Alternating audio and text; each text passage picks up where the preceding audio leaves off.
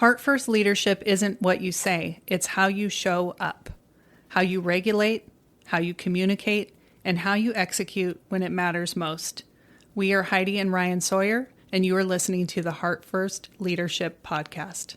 Welcome back to the Integrated Mindset Podcast. You are in for a treat today, my friends. We are talking all about how to be one step ahead of yourself. And we've spent the last couple episodes talking about how to create space, how to create the void, how to declutter, how to give yourself some space for transformation. And now we're talking about how to envision the future that you want to create. So we're going to dive right into the meat and potatoes of this episode. But before we do that, I just want to share with you something that I'm really excited about that we've created, which is a free masterclass for you that is all about 5 steps to recreating yourself. So if you're thinking to yourself as this year starts to come to a close, man, I want to make 2023 my best year yet, then this is for you.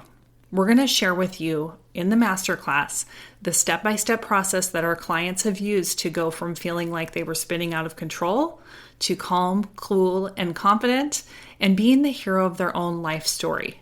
And get this, without having to change other people or their immediate circumstances. We're going to talk to you about the real reason why positive self-talk, affirmations, and thought work don't lead to lasting change, and the much simpler and more powerful way that you can create truly lasting transformation in your life. We're going to share with you how our clients have restored their confidence and stopped the cycle of self-sabotage and beating themselves up, and how they have recreated themselves and transformed their relationships to move past judgment and criticism, and how they are finally seeing themselves differently after years of struggling. And we're going to share with you how they've been able to do all of this in a matter of weeks and not years, and how you can have a lot more fun learning about yourself in the process. So if you're like me and you think that the new year is a great time to recreate yourself and to create some new results in your life, then I want to invite you to head over to ihpcoaching.com/masterclass to grab your spot and get in on this masterclass. You are going to learn so much. You will be so happy that you did. So without further ado, let's dive into our podcast episode today. Welcome back to the Integrated Mindset Podcast. I am Ryan Sawyer, your co-host, here along with my wife, Heidi. Welcome. Hi. Hi. You got to talk into the mic probably a little bit more. Okay. We're not used to actually sitting in the same room. We are in the same room using one mic. So a new experience. We thought it'd be kind of fun to actually be sharing space together to record this podcast today. So what are we going to talk about today? I'm trying to look at your notes. I can't remember. So today we're going to shift our attention. So we did a handful of podcasts recently that were within the realm of the idea of letting go, creating space, creating the void, decluttering. We talked about somatic movement. We talked about these things that create space. Now, here's the thing that I have come to realize is there are a lot of spiritual practices. There are all kinds of techniques. There's all kinds of ways to create space in our lives. And if we don't intentionally fill that space with what we desire or want to become, who we want to become, or what we want to experience, then the world will kind of decide for us what goes in that space.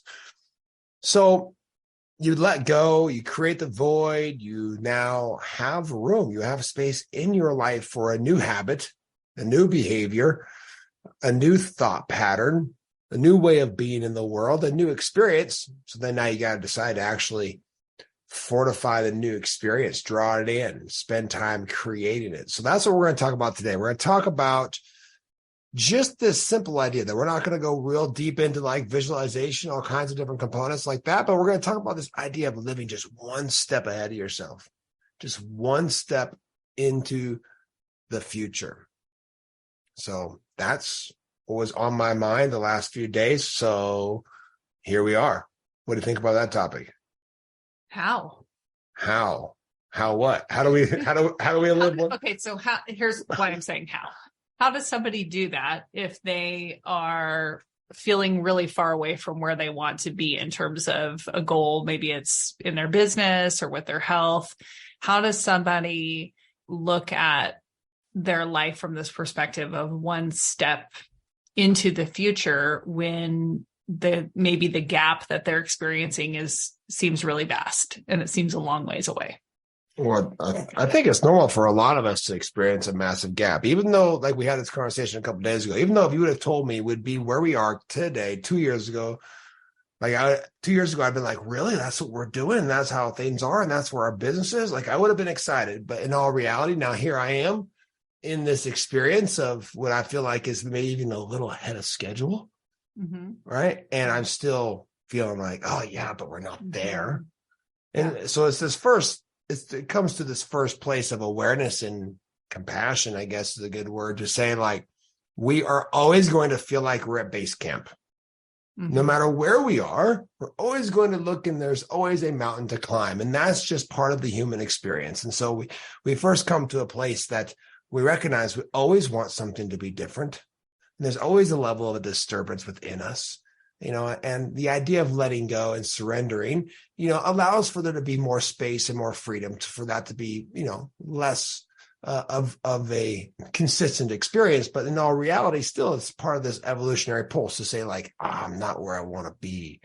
Mm-hmm. Right. So I think everything always starts with a level of compassion is, first of all, say, like, we are where we are. It is what it is. In here, in the now, we're going to accept it as it is. But then now we're going to shift our attention. So we're going to surrender, and then we're going to shift our attention towards drawing in a new experience. Sometimes for me, like, one of the things that is helpful is to just take a moment to look back at how far I've come when I'm thinking about something that feels overwhelming in the future, that feels really far away, is to look back for a moment and go, you know what? I remember when I was here, and some of the things that I have in my life now seemed like a long ways away. And I think what that does for me is it just helps to build my own credibility within myself and give me confidence to go, okay, if I baby stepped myself all the way here, that means I can do it to the next place that I'm going. One of the reasons why I love consistent journaling is because go pull out a journal that you wrote in every day a year ago, read through the things that you were thinking and trying to create and imagining and whatever else. You're like, oh, wait a minute. Well, all those things are happening. That's pretty cool.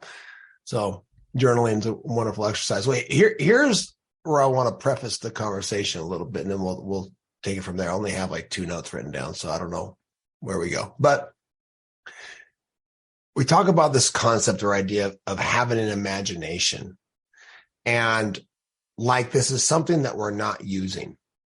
Like, there's something that we need to actually invoke and like create. Mm-hmm. In all reality, our mind is imagining a future, mm-hmm. whether we're aware of it or not.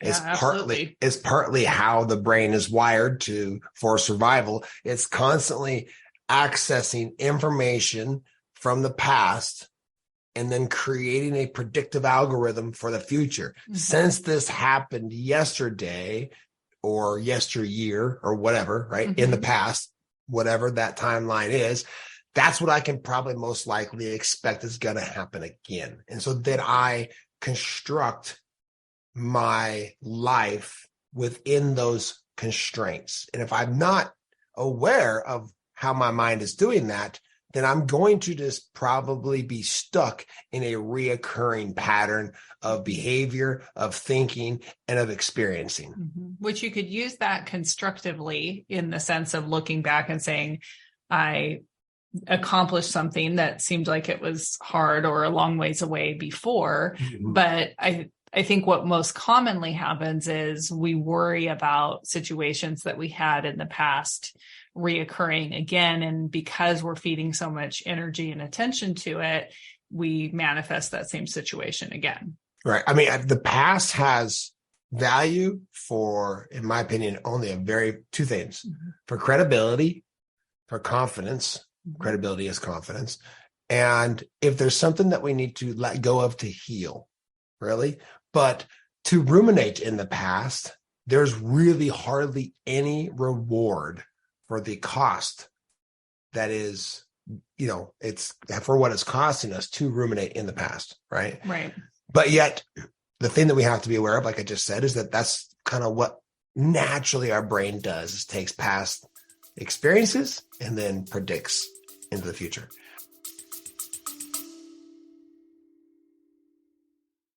We are all leaders. If you're ready to stop waiting and start impacting your environment in a powerful way, we want to connect with you. Click the Book Now link in the show notes to book a call with a Heart First coach and discover what Heart First leadership can look like in your life and in your environment. Now back to the show. Mm-hmm. And that's our brain's way of trying to keep us safe. Right. Like, hey, this happened before, so watch out for that, because that might happen again. Yeah. And that was unpleasant. Yeah. Mm-hmm. Don't say that again. Watch out for those types of people, whatever it is. And so those experiences happen and they can make an imprint and they're fine. But if we hold on to them, whether the past is bad or it's good, mm-hmm. if we're trying to grasp and hold on to it, mm-hmm. we are constricting what is possible for us in the future. So this is not just looking at the past as it's always a bad thing. It can be something that you experienced yesterday where it's like, oh man, those were the good old days. I was thinking about the glory days. Someone who had a lot of success as like an athlete in high school or something, or college. Yeah. I just taught, and this is consistent, you guys. This is all the time. People, those were the best years of my life. Do we say that because they were the best years of our lives? And usually people are talking about kind of like the college era, mm-hmm. right? When we didn't have as much responsibility and these things. And do we just say that because that's what the narrative is to be expected, that we turn 22 and those are our best years are behind us? There's a lot of things that also you're forgetting about those times. Like, oh, hey, remember you were broke. I was broke. I was so broke that we didn't have a phone. We didn't have enough money. We had to choose between, buying pizza on Friday night or paying our phone bill. Right. I mean, and pizza was. But yet those were the best years of my life. Right. Anyway. So I just had a conversation with a former player of mine just a few days ago, and we had, we're kind of talking back and forth about different things. And I'm actually going to potentially have him on the podcast eventually soon to talk about CTE. It's a brain disease that is caused through multiple traumas to the brain that happen through like a contact sport like football. And we both we're kind of sharing the stories of things that are potentially the outcome of our football careers. Anyway, we're talking about how this was, and he referenced that. He said, those are the best, I thought those were the best years of my life. And I'm like, isn't that interesting? Because we kind of have this idea or concept and we hold on to past experiences of success, of accomplishment, of achievement, of moments of feeling good enough, of feeling whatever it is, right? Maybe past relationships, like, oh, remember that girl back, whatever it is, right? And in reality, by grasping and holding on to the past, whether we think it's good or we think it's bad, mm-hmm. We're constricting what is possible mm-hmm. going forward. And right? You're coloring the future with that perspective. Right. Colton was just talking about this. Oh yeah. What was he saying about? So our son, he likes to study Michael Singer. Yeah. If you don't know who Michael Singer is, the Untethered Soul Surrender Experiment. So he was talking about how he noticed people always say that the sequel of a movie is as never good as the first one. But he goes, is it possible that the sequel of a movie we were talking about Home Alone and Home Alone 2. Well, yeah. Whatever. And in any movie, any right? Movie, So, right? Are we just watching it through the filter mm-hmm. of the first movie mm-hmm. and therefore comparing it against something? If it was a movie standalone by itself, mm-hmm. someone would probably like it better. If you had never had an apple, you would never know what's a good apple or a bad apple. It would just be an apple. It would just be the experience of an apple. Mm. Mm-hmm. Well, okay. So this is quite deep where we're now going with this conversation, because what we're now kind of having a conversation about is and this is naturally kind of unfolding, which I think is beautiful, is this idea when we no longer grasp and hold on to yesterday or yesteryear, either the good nor the bad, we just let these things go, let them pass through, the impressions were made, then we no longer are coloring this moment or the next with those preferences and with those expectations and with those kind of constraints to a certain degree. We see the moment completely as it is. There's snow, there's tree, there's experiences happening and with no sort of extra added meaning placed around them. Obviously, we can't eliminate all of that because that's just our brain is going to find reference points, but we can do our best to see a situation, a person, an experience through new eyes and question when something's coming up. One of the things that I think of is like, sometimes I'll have the same type of reaction to something that the kids are doing, like, oh, here we go again. Now they're doing that thing again. And what I'm doing there is not just looking at what's currently happening in the present moment. I'm tying it to other things that have happened in the past. Yeah. Right. And then coloring that situation with, well, now this is going to happen and that's going to happen and that's going to happen. And I want to caution just a little bit. I agree with you that the majority of the world will have a hard time ever experiencing the next moment with completely a clean slate. But I will say, based upon the things that I study and this concept of idea of letting go and surrender, to what level is one willing to surrender their egoic construction, their egoic preferences, the more you're willing to go through that purification process of letting go, the more you will eventually experience the next moment more pure and complete without filters. So it is possible to experience life as it is. It just takes an incredible amount of intention and commitment to the path of letting go.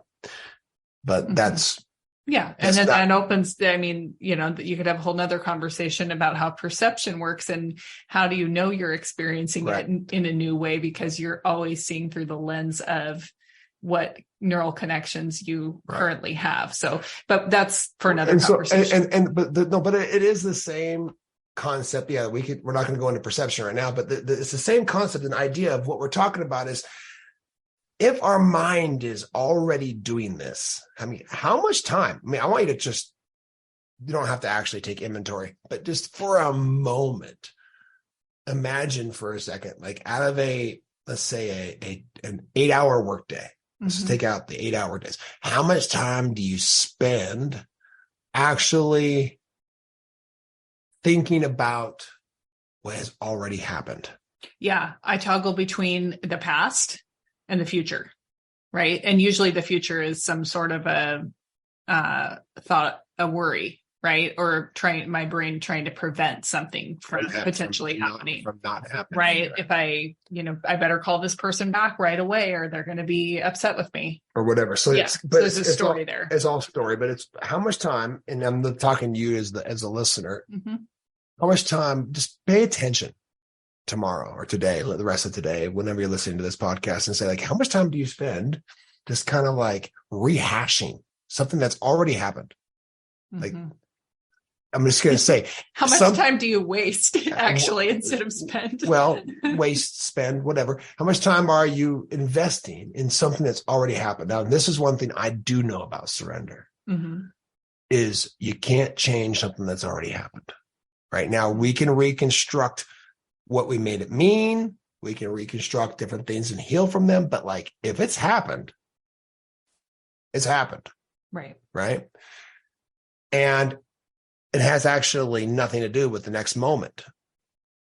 It's just happened.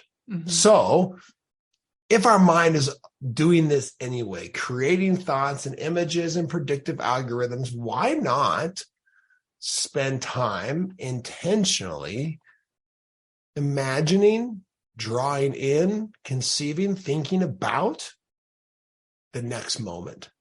The next moment could be legitimately like 5 minutes from now. It can be 5 days from now, 5 weeks from now, 5 months from now, 5 years from now, whatever it is. But how often do you allow for yourself to imagine what it's going to feel like later, and then to practice that as if it's happening now? I know you're asking this to everyone, but I'm going to say for myself, not enough. Okay. How much time do you spend, do you think? Maybe a few minutes a day. And what do you mean by a few minutes a day? Like 4 to 5 minutes a day, or maybe 10 minutes a day? You spend 10 minutes a day doing what? Thinking about what I want to create. Do you think that's enough? Heck no. Okay. Definitely not enough. If we wanted to change. Have I had periods of time where I spent more time? Yes. But in this current moment, this current experience, time in life, in the now, not enough. Not enough at all. And so it's finding a bit of a balance in the sense of just know this. This is something I've really thought how much time am I supposed to spend practicing presence now and practicing drawing in a new future, imagining a different concept of myself. Who am I being? What am I thinking? Who am I with? How does it feel? What's the impact of that? What's the impact? We're not going to go into all that different component right now, but how much time if I'm spending all my time there, then I find myself not in the now. But here's the reality. And from a neuroscience perspective is that the now and the later are entangled in the present moment. And what I mean by that is what we're all after is a sense of psychological safety, a sense of that I'm okay. Everything that we do, everything that we think, everything that we feel is trying to help us to be okay, or is keeping us from being okay. Yeah. And so we take all these actions. We try to make extra money. We try to do all these things. We work out. We try to lose 10 pounds, eat healthier. Why are we doing all this? Well, because I want to be okay. I want to feel okay for a moment. Right. And the thing that helps us feel okay and helps us ground in the center in the now, in the idea of presence, is not only knowing that I can source my own sense of feeling okay now, but how am I going to know that I'm going to feel it later? Later as in tomorrow, or again, next week, month, year, right? Or 5 minutes from now. 5 minutes from now. Yeah. If I know that I'm on a path and I'm taking a step towards a life where I know how I'm going to feel okay later, because I'm fulfilling a sense of passion or purpose, because I'm building and working on my marriage, and so I'm experiencing more connection, or because I am doing something that gives me a strong, authentic feeling of who I am, right? If I'm stepping towards that authentic expression and I were the ideal of a future concept and or version of myself, and I know that later experience is going to help me feel more grounded, more centered, more passionate, more purposeful, then that helps me feel safer now. So I work on how I can feel safe now and being in the present moment. And then I think about how I'm going to feel safe later. And then that actually helps me feel safer now. And then to take it another step further, what actually helps me feel even more safe now is to go ahead and to imagine that next moment as if it's now. Because they're intertangled, they're so interwoven anyway. So go ahead. It's later now. Right. And so this is this idea of what I like to think of living one step into the future, like just about always. Yeah. And now things happen where you're dealing with undesirable obstacles or whatever, like some phone calls or some struggles or whatever it is in business or what, and it kind of pulls you back into an undesirable now. And all that to me is an inspection point to go, okay, well, I clearly don't want to always be dealing with this. So what authentic action am I going to take that's going to help me imagine my life and live my life and experience my life now as if it's later? Yeah, it's interesting. The scenario that I was thinking of was an example that was used in a talk that we heard recently where they were talking about when you're waiting for something, when you're in the waiting, when you're in that space, your now experience is waiting for, maybe it's like a medical diagnosis or test results or something. So you have a choice in that moment, in the now, to focus a step ahead in the future and ruminate and worry about the result being undesirable, or you have a choice to think about what is the most desirable outcome here and live from that place. I mean, I think that's a really good example, because people can kind of visualize, okay, I'm in this waiting game of waiting to find out some information, and it's unknown. Yeah. So I can, get online and Google all about this and get myself into a big worry about it. Yeah. Or I can choose to say, okay, I'm going to be okay later, because I'm learning how to be okay with it right now. Yeah. So your mind is creating images, thoughts, patterns, behaviors that are predictive algorithms based upon the past. And so what I'm saying is, what if we construct, like what you're saying, it's like, whether you're trying to draw in, a healthy experience of your life, or whether you just imagine the best possible outcome for everybody involved, or a peaceful earth, or whatever it is, like, spend time, spend your energy. You're driving your car, you're taking, a shower, you're cooking dinner. And in those moments, instead of ruminating in these kind of dead spaces of life where there's time and your mind wanders because you're doing something that's rather unconscious, and because, you don't have to think about how to cut the carrots up. Like you're cutting the carrots as you're thinking about your autopilot type tasks. Yeah, it's autopilot type tasks, like showering and driving and tying your shoes, those type of things. Like, why not imagine yourself to be who you want to become? Because here's the thing, you already are that. And it's just the fact that you haven't allowed it. This is called the law of allowance. I want to know, why do we not allow that? Like, is there fear there around not really truly believing that it's possible? Is that why sometimes it's hard for people to go there, to have that experience, to be a step ahead of themselves? It's like a fear of disappointment, potentially, if they set up an expectation. I mean, I think you're opening up a massive can of worms here with that question. Is that where we want to go with the rest of this podcast? Well, I'm just curious. Like, maybe you can give a Cliff's Notes version of that, because I think somebody listening might be going, yeah, that sounds great. I should be doing that. But for some reason, it's really difficult for me to go there. Yeah, well, you're first of all, what I would say is to keep it really simple. You are addicted. You, me, and you. Humans, as humans are addicted to our current vibration, our current state, right? The chemicals, the hormones, the thought patterns, these things that are so ingrained in us, we're addicted to them. Because we want to do what's known, even if what's known isn't comfortable. Yeah. We talked about this in a past podcast episode where we said it's not really the comfort zone necessarily. It's what we're calling the known zone. Yeah, we have to get out of the known zone. Yeah. So that's why the known zone is your current or past experience, not this future that you're trying to draw in. Yeah. So that's what creates resistance for people when they're wanting to explore and have new thoughts or feelings about a future that and it's not easy, but it is rather simple.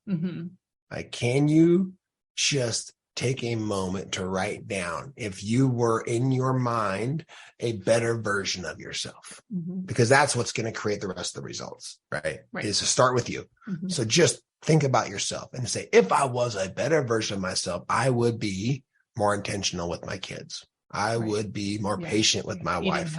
I'd be eating healthy. I would fast once a week or once a month. I would work out every day. I would meditate. I would this, I would that. I would do all of these things, whatever, or just one of these things, right? For you, whoever it is. Okay. And so you imagine, what's the impact of that? How does that feel? Right? In what ways am I now experiencing myself? Because I look in the mirror, I'm healthy, I'm vibrant, I'm connecting with my kids, I'm living this intentional life. And here's the things that we're now doing because of it. Wow. Right. Okay. So then what's the authentic action? Yeah. So would it be good for someone just to start with maybe one thing? Pick sure. one, Of course. pick one first, and then get as detailed as you can around, if I did this one thing, what would the impact of that be? Well, I think it's always good to see the end before you begin. So I think it's good to try to go out as far as you can. Now, this is, again, a loaded question because somebody might not be able to see 6 inches in front of their face. Right. And we did an episode on that. Just go as far as you can see. Go as far as you can see if that's your situation. Otherwise, if you can see 5 years from now, you can see 10 years from now. Yeah. How far out can you see logistically and reality of the sense of like what you think is possible? Yeah. Right. I like to picture myself as like an older woman, and then when I'm thinking about like health choices, especially, how do I want to age and be at a certain age? How do I want to be feeling, looking? Yeah. So go, can you go out 25 years? I mean, 25 years from now, I'm 45. So what is that? I'm 70 years old. Wow. Right. So I'm 70 years old, but man, when I think about 70, man, I'm bobbing and weaving still. Like I'm not retired. I'm still engaged with life. Right. 25 years. My son is 35. So maybe he's married and has a kid. I don't know. And so maybe I'm playing grandpa, like super excited about that stage of life.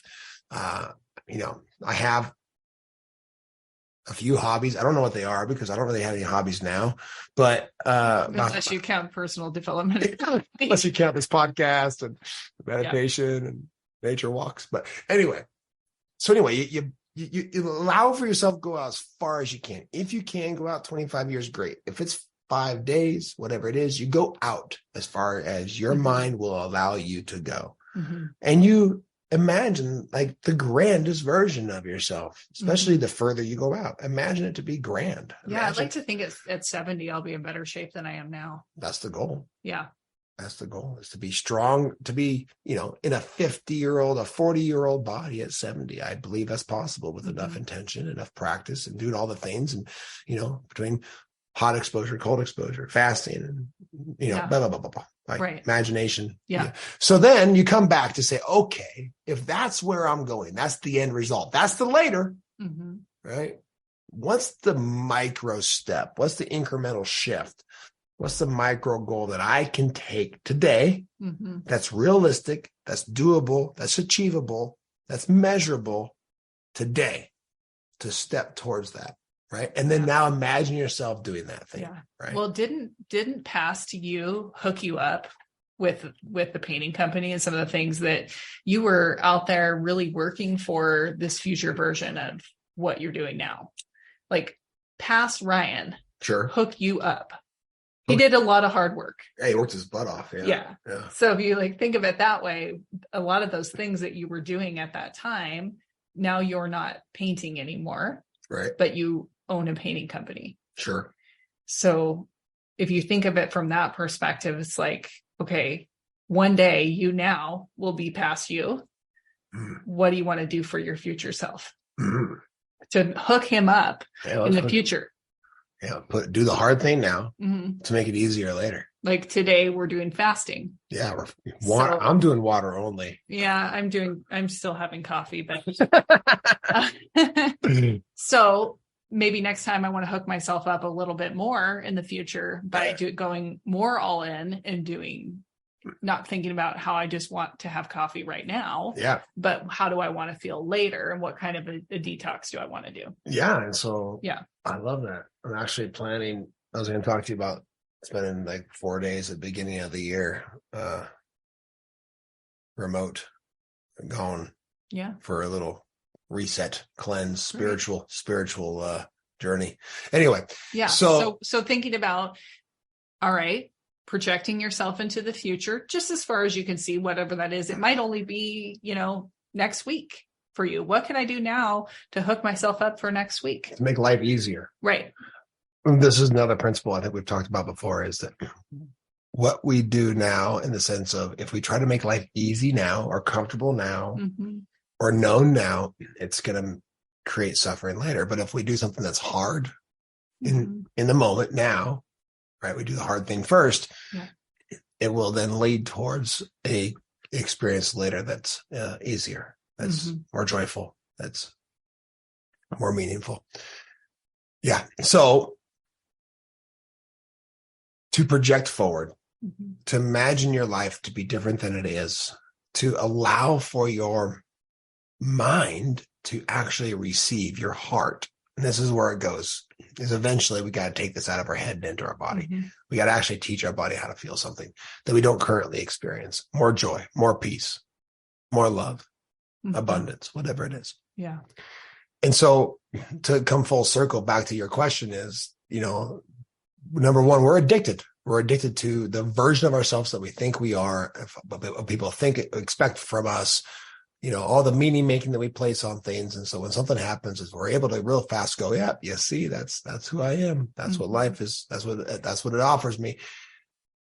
So we have to be greater than. We have to legitimately be greater than our bodies.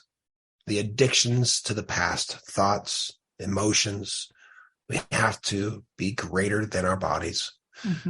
We have to be greater than time as well, meaning that we have to allow for our imagination to be built in such a way that we imagine the later experience being now. And we begin to create that. And when we begin to be greater than our body and greater than time, and we actually have that to be a practice, we're just doing it and I'm telling you, one step ahead is all you have to do, because that's what keeps you in this progressive mindset where you are growing and evolving in a accelerated rate where it's believable, it's reachable, it's attainable, and you can see it and you can experience it and you can feel it and it has texture to it. So you just keep doing it over and over. It's this incremental shift concept or idea. But if I was just one step ahead of myself in business, is a great way to look at it, right? Yeah. I would put somebody in a sales role for the painting company. Cool. I've already done that. Yeah. You're always doing something one step ahead. And I'm just like, whoa, what are we doing? You're going, we're one step ahead. I have to check in with that. Well, okay. And there's sometimes I've gotten I thought I was one step ahead and I was a year ahead. Yeah, that can happen too. I realize that I'm doing that with my workouts, when I book my class, because I do workout classes.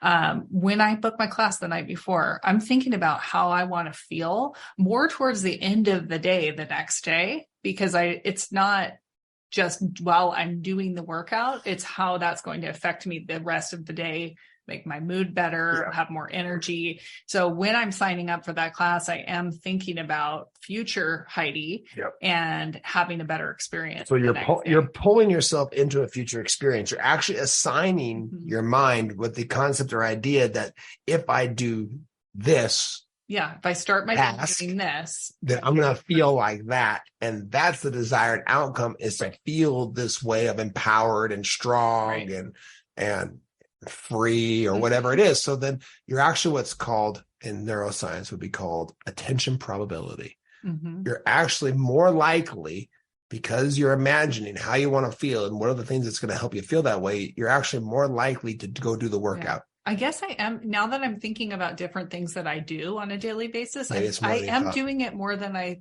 think, especially with just things that have become habit for me.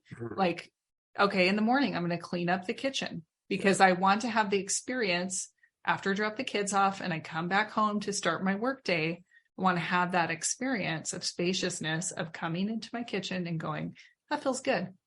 I feel like that's taken care of and I can focus here now. And that's like this free feeling to me. So I think we do it more than we give ourselves credit for, but doing it more intentionally and more regularly and on a larger scale.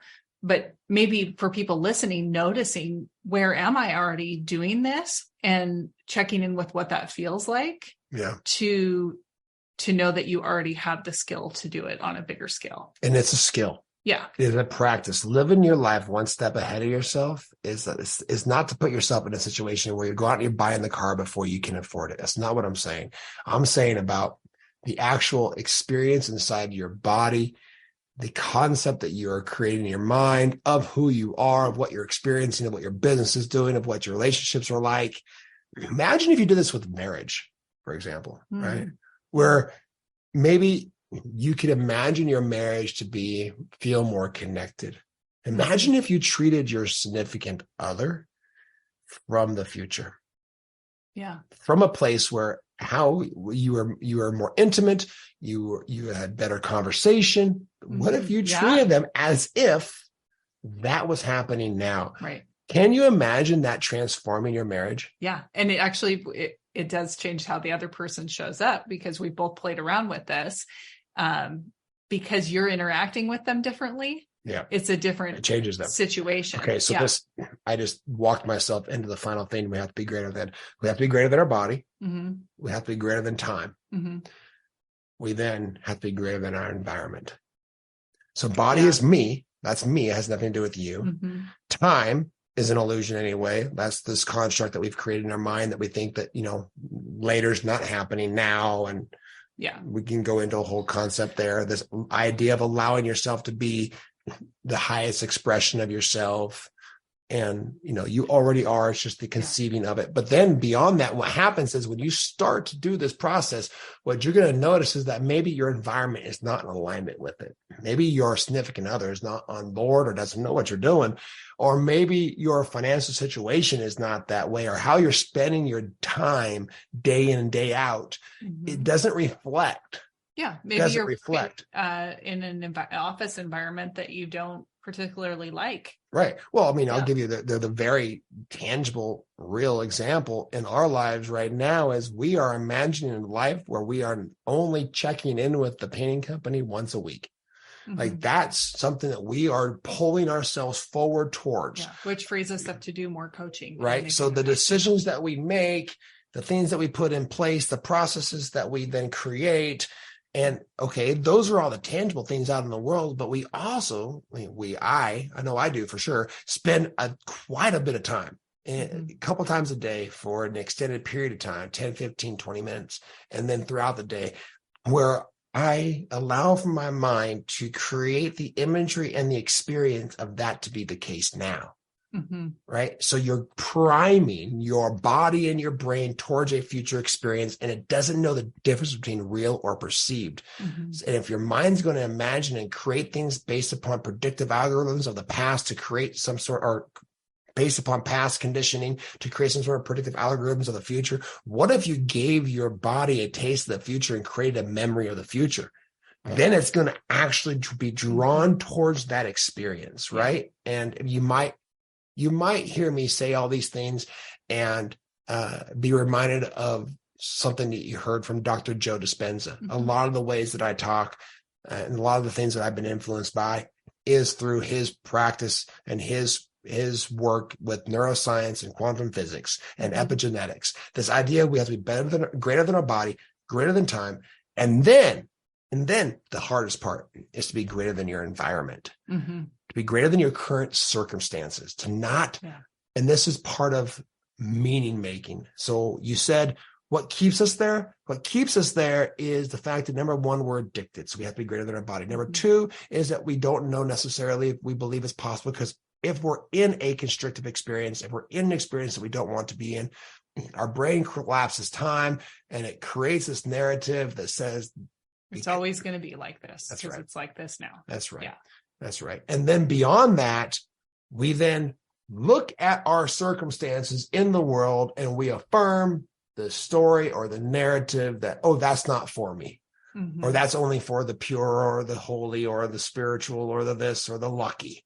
Oh, that person must be, or whatever, right? We then create a confirmation, an affirmation of words and meaning, and that says that I'm not good enough. Mm-hmm. I'm not adequate. Yeah. And our brain goes to work to find evidence that that's true. Right. So what if we could then take enough time and energy, and it's based upon how much you are willing to let go of your past conditioning, your past expectations, and your past meaning that you've placed on things. Mm-hmm. The more you're willing to let go of those things, and then shift. So it's called surrendering and shifting your attention towards a different future concept and how that would feel in your body, and allowing yourself to play with that as if it's happening now. So now you're greater than time.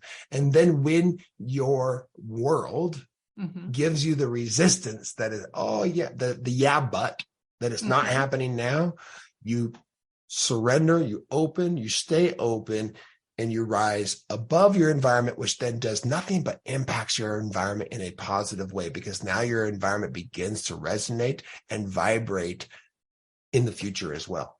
Yeah.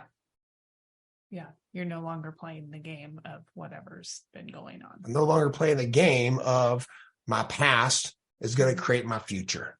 No, my presence in this moment is going to create my future. My presence in this moment and clarity of my future experience creates my sense of safety and security now that will lead towards the new experience of life. Yeah. And back to the question I asked at the beginning, how you just did a beautiful job of explaining how to do that. Yeah.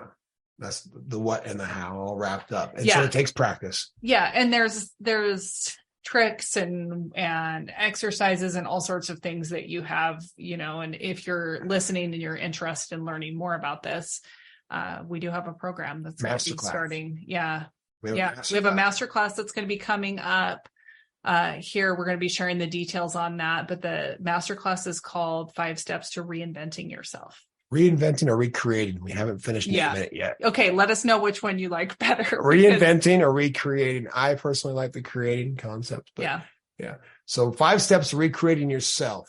We're going to have a little masterclass, and would love to connect and hear how. It's going to be free, you guys. So definitely stay tuned and be a part of that, because if this intrigues you and you're thinking, maybe I am reliving my past constantly and I want to create a different future that's independent of whatever has happened before, and really feel into what that could be like for you, then this is a great opportunity to learn more. Well, I'm just going to close here by saying, if you don't know how to recreate yourself, then you are reliving the past. Yeah, there's really no question about that. Yeah, there's no middle road. And just being blunt and honest, because I want people to understand how they can step into their own power, realize their potential, and create any version of themselves that they desire. Any version, right? It just takes time. It takes intention. It takes practice. It takes a little bit of energy, and it takes some mentorship. It takes somebody who has done this for themselves over and over and over again.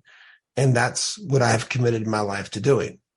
Is to understanding how to be greater than our bodies, how to be greater than time, and how to be greater than our environment, so we can recreate ourselves and to then continue to re-experience new things. And I notice it showing up. Where we even had a conversation last night as a family where we're talking about some things that we might be doing coming up in the future. And our kids are both like, we've already done that. I don't want to go over there and do that again. We already did. It was fun, but if we go do it again, it won't be a new experience. I want to have new experiences. And you become addicted.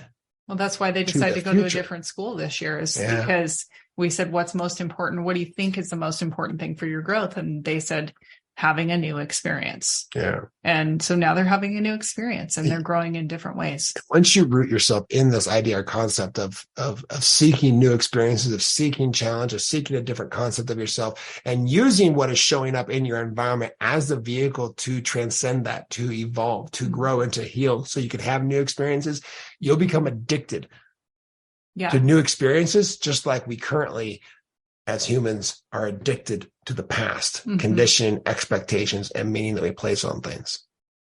You'll become comfortable in the unknown. Yeah. And then seeing everything that's showing up in your environment as, what is this here to teach me? And how is this here to help me transcend and evolve into this future version that I'm holding a vision for myself?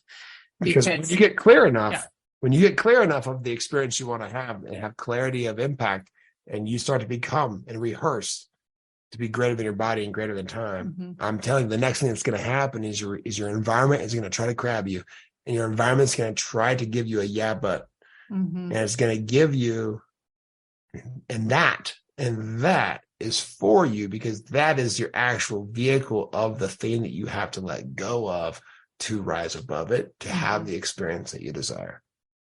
Yeah, I noticed that the trick is not letting that take you down, not letting that take you out of it, but just like using that as fuel. Well, and if it does take you out of it for a moment, yeah, that's okay. Have compassion for yourself. And then open back up again and do it again and again and again. Awesome. Well, this has been a fun conversation. Hopefully it made sense. It has. I think, it's living your life one step ahead of yourself. That's it. Mm-hmm. That's it. So your authentic action is to keep an eye out. By the time this podcast comes out, I believe the masterclass will be up and live. At least you can find it on our website, or join our IHP community. Yeah, we'll be sharing it inside the community. So definitely get in there. We're having lots of great conversations about the podcast. We've got some in-person and other types of events coming up as well. So if you want to be a part of that, definitely head over to the link and join us in there. It's free and a lot of fun things going on. Yeah, we have workshops happening at the mat here in Liberty Lake in January. We're doing one for parents and teens. And we have another round of our Breath of Life happening at the end of January. So if you're ready to recreate yourself, and you're tired of telling the old story, and you want to shift your attention towards a greater sense of potential and opportunity going forward, then your time is now. Mm-hmm. Yeah. What a beautiful time going into the new year. Yeah. Thanks for listening, you guys. Thanks so much for listening. Your support of the show means the world to us. If you could leave us a rating and review and share this show with someone who you think could find value in it, we would be so grateful. Until next time.